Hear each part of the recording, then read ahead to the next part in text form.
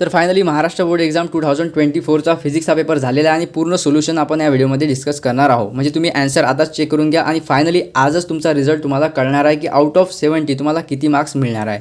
आणि खूप महत्त्वाची गोष्ट म्हणजे मी तुम्हाला काही इम्पॉर्टंट असे क्वेश्चन टिकमार्क करून दिलेले आहे आणि ॲज इट इज क्वेश्चन तुम्हाला पाहायला मिळाले ते पण मी तुम्हाला दाखवून देतो. म्हणून विद्यार्थी मित्रांनो, चॅनलला आता सबस्क्राईब करून बेल आयकॉन नक्की प्रेस करा. म्हणजेच तुम्हाला जे तुमचे येणारे पेपर आहेत केमिस्ट्री, मॅथ, बायोलॉजी सर्व important question then one viral paper then one answer शीटसोबत तुम्हाला येथेच प्रोव्हाइड होते. तर सर्वात अगोदर चॅनलला सबस्क्राईब करून बेल आयकॉन नक्की प्रेस करा. आता चालू करूया आपण सेक्शन फर्स्ट. बघा 10 MCQ तुम्हाला आले होते आणि सिम्पल असे MCQ आलेले आहेत. बघा first, the moment of energy of a disc of radius r and mass m about its central axis is. Simple formula तुम्हाला इथे यूज करायचा होता आणि याचा आन्सर राहणार आहे b mr² divided by 2. Then one बघा the dimensional formula. Simple question आलेला आहे. Dimensional formula of surface tension. Simple तुम्ही ऑप्शन डी टिक केलं असेल. त्यानंतर बघा तिसरा MCQ, phase difference. Phase difference between a node and adjacent अँटीटोड इन अ स्टेशनरी वेव्ह. मी तुम्हाला सांगितलं होतं स्टेशनरी वेव्हवरती क्वेश्चन येतो आणि स्टेशनरी वेव्हची पण डेफिनेशन तुम्हाला मी सांगितली होती. तर सिम्पल विद्यार्थी मित्रांनो, याचा जे आन्सर राहणार आहे बी ऑप्शन करेक्ट राहणार आहे, π/2 RAD. ठीक आहे. तर सिम्पल तुम्हाला हे क्वेश्चनचं आन्सर तुम्हाला बी टिकमार्क करून यायचं होतं. नंतर बघा सिम्पल तुम्हाला डेफिनेशनवर क्वेश्चन आलेला आहे. मी तुम्हाला सांगितलं होतं की magnetic potential then one electric potential याची डेफिनेशन नक्की करून जाल. बघा the work done in a bringing a unit positive charge from infinity to a given point against the direction of electric field is known as. याला काय म्हणतात विद्यार्थी मित्रांनो? तर सिम्पल याचा आन्सर सी राहणार आहे, इलेक्ट्रिक पोटेन्शियल. देन वन 5 नंबरचा MCQ बघा, to convert a moving coil galvanometer into an ammeter we need to connect. तुम्हाला काय कनेक्ट करायला लागेल? क्वेश्चन रीड करताच तुम्हाला आन्सर यायला हवं की option is a correct option, small resistance in parallel with it. Then one बघा, if the frequency of incident light falling on a photo sensitive material is double then the kinetic energy of immediate photo electron will be. काय राहणार आहे? Simple option राहणार आहे option C is a correct option, more than 2 times its initial value. हेच correct option राहणार आहे. नंतर बघा in a cyclic process delta U तुम्हाला दिलेला आहे, वर्क डन तुम्हाला दिलेला आहे आणि क्यू बरोबर हीट सप्लाइड तुम्हाला सांगितलेलं आहे. देन वन काय इक्वेशन राहणार आहे? सिम्पल विद्यार्थी मित्रांनो, याचं जे आन्सर राहणार आहे ते option D is a correct answer राहणार आहे. तर सिम्पली W = Q तुम्हाला लिहायचं होतं. तुम्हाला इथे सर्व रिलेशन आहे ते दिलेलं आहे आणि सिम्पल तुम्हाला W = Q हा ऑप्शन टिकमार्क करून यायचा होता. तर बघा या क्वेश्चनमध्ये तुम्हाला simple the induce EMF in the coil calculate करायचं होतं. सिम्पल फॉर्म्युला यूज करायचा आहे आणि व्हॅल्यूज तुम्हाला त्यामध्ये ॲड करायचे आहे आणि फायनली ऑप्शन डी तुम्हाला करेक्ट करून यायचं होतं. तर ऑप्शन डी याचा आन्सर राहणार आहे. त्यानंतर बघा 9 नंबरचा तुमचा MCQ, the velocity of a second pendulum when it is 6 centimetre from its mean position and amplitude of 10 centimetre. आणि तुम्हाला येथे पण सिम्पल क्वेश्चन आलेला आहे आणि याचं ऑप्शन ए हे करेक्ट राहणार आहे. नंतर बघा बायप्रिझम एक्सपेरिमेंटवरील तुम्हाला एक क्वेश्चन आला होता आणि याचं जे आन्सर आहे करेक्ट आन्सर डी राहणार आहे 1.8 सेंटीमीटर. हे पण तुम्ही कॅल्क्युलेट करून बघसाल तर ऑप्शन डी करेक्ट राहणार आहे. तर विद्यार्थी मित्रांनो, मला नक्की कमेंट करा की आउट ऑफ 10 MCQ तुमचे किती करेक्ट आलेले आहे. 5 जरी करेक्ट आले असतील तरी मला कमेंट करा, 7+ असतील तर नक्की कमेंट करा आणि 10 आउट ऑफ 10 ज्याचे पण करेक्ट असतील त्यांना तर खूपच कॉंग्रॅच्युलेशन, म्हणजे तुम्हाला मला नक्की कमेंट करायची आहे. नंतर बघा question number 2, answer the following question. Simple असे तुम्हाला जवळपास एका वाक्यामध्ये याचे आन्सर करायचं होतं. सिम्पल क्वेश्चन विचारलेला आहे, डिफाईन सेंट्रिपिटल फोर्स. काय सेंट्रिपिटल फोर्स? तर सिम्पल तुम्हाला आन्सर लिहायचं होतं डायरेक्टेड टुवर्ड सेंटर्स. जो फोर्स डायरेक्टेड टुवर्ड सेंटर असतो त्याला सेंट्रिपिटल फोर्स असं म्हणतात. तर सिम्पल जर तुम्ही एवढं जरी लिहिलं डायरेक्टेड टुवर्ड सेंटर तर तुमचा आन्सर हे करेक्ट राहणार आहे. नंतर बघा मी तुम्हाला अगोदरच सांगितलेलं होतं 1 मार्क्स आणि 2 मार्क्स करता तुम्हाला असे क्वेश्चन पाहायला मिळतील ज्याचे आन्सर तुम्ही मनाने लिहू शकता. बघा येथे तुम्हाला क्वेश्चन आलेला आहे, why detergent powder is mix with water to wash cloth. Simple याचा आन्सर राहणार आहे डिक्रीज सरफेस टेन्शन. तुम्हाला माहीत आहे सरफेस टेन्शन कमी होतं म्हणून जे डिटर्जंट पावडर आहे ते क्लोथ्स वॉश करण्याकरता यूज केल्या जातं. नंतर बघा what is resistance of an ideal voltmeter. काय राहणार आहे? Simple infinite. ठीक आहे, याचा आन्सर राहणार आहे इन्फायनाईट. तुम्ही काय लिहिलेलं आहे? 0 लिहिलं आहे का? मला नक्की कमेंट करा. इन्फायनाईट याचा आन्सर राहणार आहे. नंतर बघा 4th नंबरचा question, write the formula for torque acting on a rotating current carrying coil in term of magnetic dipole movement in vector form.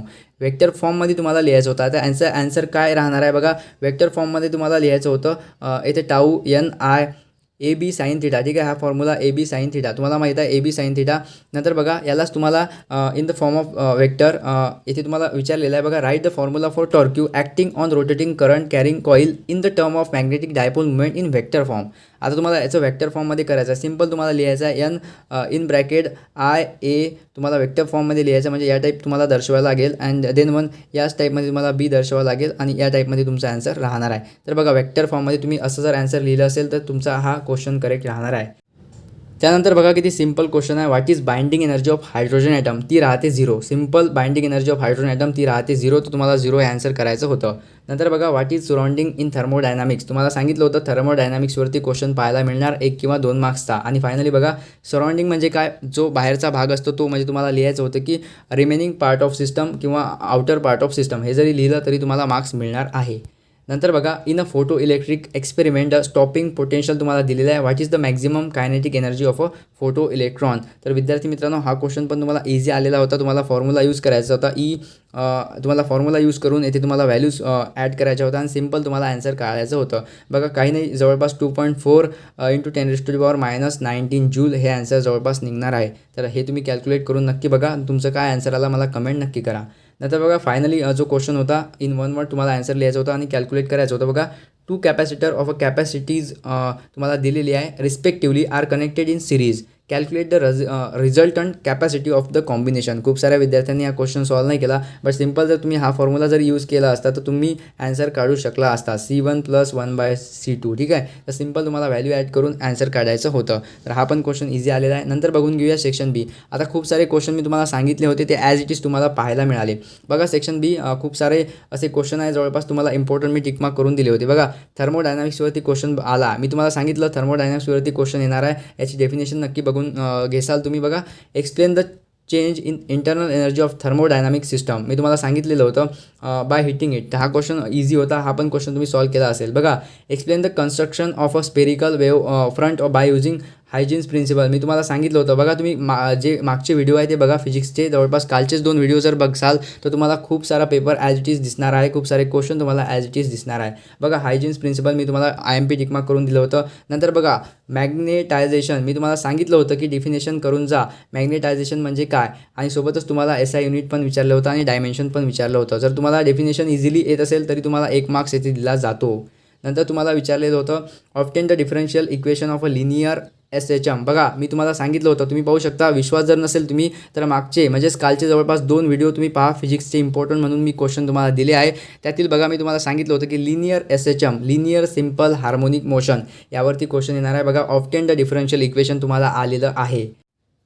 काल मी तुम्हाला इम्पॉर्टंट क्वेश्चन टिकमार्क करून दिले, त्यामधले ॲज इट इज क्वेश्चन तुम्हाला पाहायला मिळाले. 2 व्हिडिओमध्ये तुम्ही जे इम्पॉर्टंट क्वेश्चन आहेत ते जरी करून गेले असाल तर तुम्हाला इझिली 50+ मार्क्स मिळणार आहे, डोंट वरी. नंतर बघा काही क्वेश्चन आपण पाहून घेऊया. एक्सप्लेन बायोट सॅवर्ट्स लॉ, हा क्वेश्चन पण इझी होता. नंतर बघा मी तुम्हाला सांगितलेलं होतं की जो सर्किट डायग्राम आहे ते नक्की तुम्ही करून जासाल. बघा what is light emitting diode, draw it's circuit symbol, थोडी डायग्राम तुम्हाला काढायची होती आणि पॉईंट लिहायचे होते. नंतर बघा तुम्हाला एक क्वेश्चन इथे पण आलेला आहे, derive an expression for maximum speed of a vehicle moving along a horizontal circular track. नंतर बघा काही क्वेश्चन तुम्हाला न्यूमेरिकल येथे आलेला आहे. नंतर येथे पाहू शकता तुम्ही calculate the change in angular momentum of electron when it is jump from 3rd orbit to 1st orbit in hydrogen item.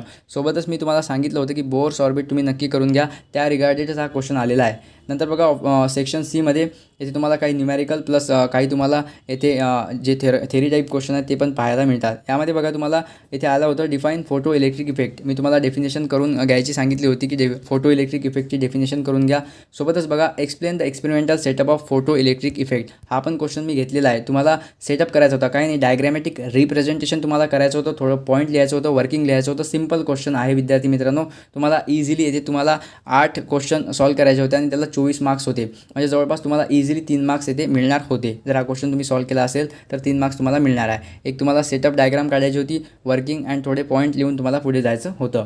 नंतर बघा येथे तुम्हाला क्वेश्चन आलेला आहे define surface energy of the liquid obtain the relation between surface energy and surface tension. Simply तुम्हाला यानी की surface energy आणि सरफेस टेन्शन यामध्ये 3 पॉईंट, यामध्ये 3 पॉईंट जरी तुम्ही लिहिले तरी तुम्हाला मार्क्स मिळणार आहे 3/3. नंतर बघा what is the isothermal process, मी तुम्हाला सांगितलं होतं की जी आयसोथर्मल प्रोसेस आहे सोबतच आयसोकोरिक आयसोबॅरिक हे प्रोसेस तुम्ही करून घ्या. बघा what is the isothermal process obtain an expression for work done by a gas in an isothermal process, हा पण क्वेश्चन तुम्हाला ॲज इट इज पाहायला मिळाला. सोबतच बघा डिराइव एन एक्सप्रेशन तुम्हाला आलं होतं, derive an expression for the impedance of an LCR circuit connected to an AC power supply draw a phasor diagram. तुम्हाला फेझरचा मी डेफिनेशन पाहून घ्यायला सांगितली होती, बट त्याच रिलेटेड हा क्वेश्चन तुम्हाला पाहायला मिळाला.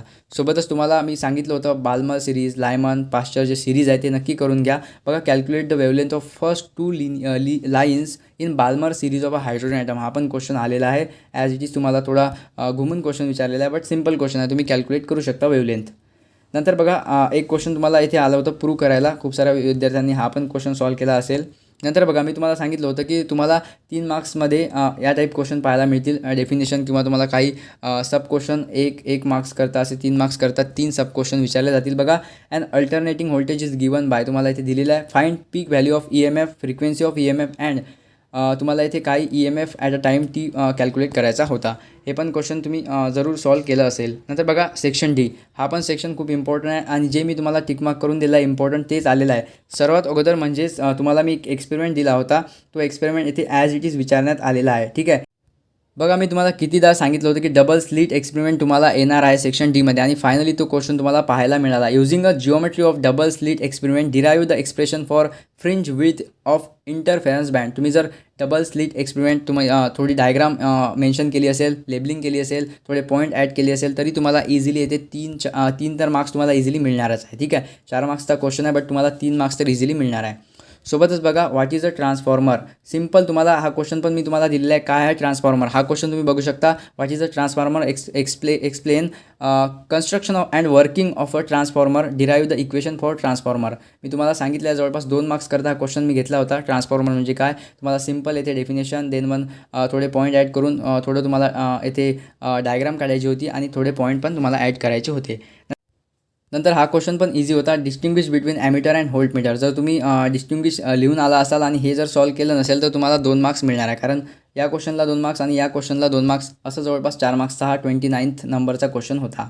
नंतर बघा, draw a neat label diagram of Ferry's perfectly black body. मी तुम्हाला सांगितलं होतं पाहून जा ब्लॅक बॉडी ग्रे बॉडी काय आहे, थोडक्यात इन्फॉर्मेशन तुम्हाला वाचायची होती आणि त्या रिलेटेड क्वेश्चन तुम्हाला पाहायला मिळाला. सोबतच बघा, derive and expression for energy store in charge capacitor.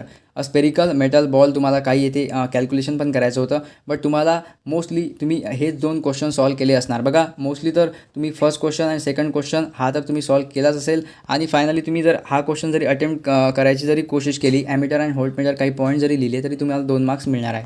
तर सिम्पल असा पेपर आला होता आणि प्रत्येक सेक्शनमध्ये तुम्ही चूज करणार असे क्वेश्चन होते. ठीक आहे. तर फायनली तुम्हाला किती मार्क्स मिळणार आहे तुम्ही कॅल्क्युलेट करून घ्या. आणि विद्यार्थी मित्रांनो, फर्स्ट ऑफ ऑल 10 पैकी किती MCQ आले तुमचे बरोबर ते मला तुम्ही नक्की कमेंट करा. आणि फायनली तुम्हाला केमिस्ट्रीचे पण important question with question paper with answer sheet तुम्हाला प्रोव्हाइड होणार आहे. तर तुम्ही नक्की चॅनलला सबस्क्राईब करून बेल आयकॉन नक्की प्रेस करा. तर चला विद्यार्थी मित्रांनो, केमिस्ट्रीचे खूपच इम्पॉर्टंट क्वेश्चन येणार आहे, त्याकरता तुम्हाला आताच चॅनलला सबस्क्राईब करून ठेवायचं आहे.